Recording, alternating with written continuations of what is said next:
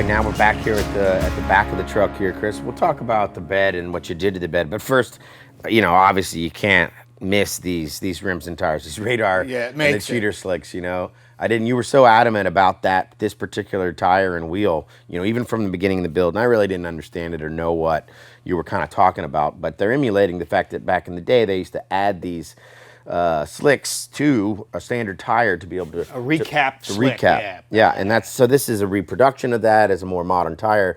I say more modern; it's ridiculously slippery as it is, let's say. But yeah, it really turned out a cool look with the white walls, the radar rims, and cheater slicks. Really in my opinion, that's part of what really makes the truck. And then the polished ties in with the fuel tank, which this was kind of cool.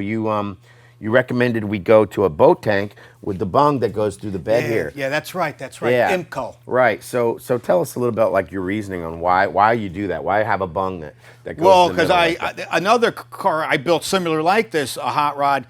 Me and Cheryl would have to sit on come over on this side because we're running out of gas because it didn't have a bung. Right. So all the fuel goes on the bottom. So we were actually starting to starve. So now all the fuel will go to the bottom. So when you run out on this, you're going to run out. And you're going to run out because these are small gas tanks, but it just the look is just tremendously sexy, I think. Yeah, you don't drive by the gas station in this truck. That's for sure. You stop every time. It's not fun, you know. But if you put a big gas tank in it, it's tough. And you put a gas tank down here, you lose the step, you lose everything. So what do you do? It's just a hot rod. I think the fuel tank, and tie in with the battery box, which I didn't love. We've had a lot of problems with that battery box, but at the end of the day, it was cool enough that we came through it. Yeah, we came through it. We've dealt with it. So let's go back to the chop that you did on this bed, and let's talk about, obviously the rear axle kind of ends up where it is based off the frame. So you're stuck with that. Just like a 34, we went 112 inches, just like a 32, 33, 34. So, but we want it center because we see guys and they put them all over the place. So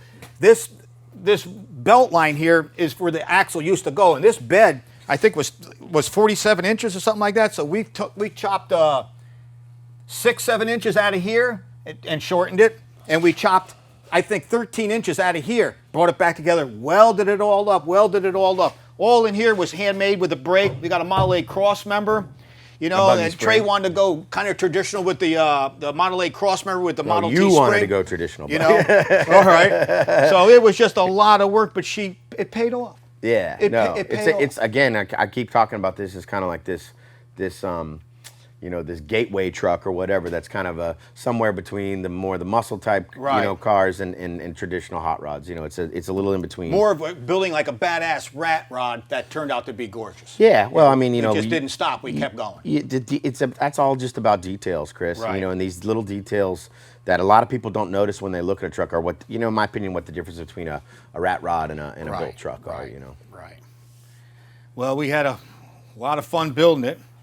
You were on my ass a lot with a lot of changes, driving everyone crazy. Yeah. I'm good with that because I was doing I did another Harley with all these pinstripes, and the guy was driving me crazy. I'm like, you're driving. And then when the end of the day, I'm like, God, Trey, thank you for breaking my balls because now look at we went the extra mile. Yeah. So that's what it's all about, Yeah, it's and cool. I'm not good at direction sometimes, but sometimes I need it because I'm dumb Polak Hungarian, and I need an ass kissing once in a while, Well, this was a really fun build, Chris, and like I said, I'm really proud of you for this build. It really turned out cool. I think it's a great expression of your style, and kind of my style a little bit came together. It got me out of the muscle car phase and kind of more into this classic builds where I really understand what you're doing with your cars with the classic 32, 33, 34 Fords. Right.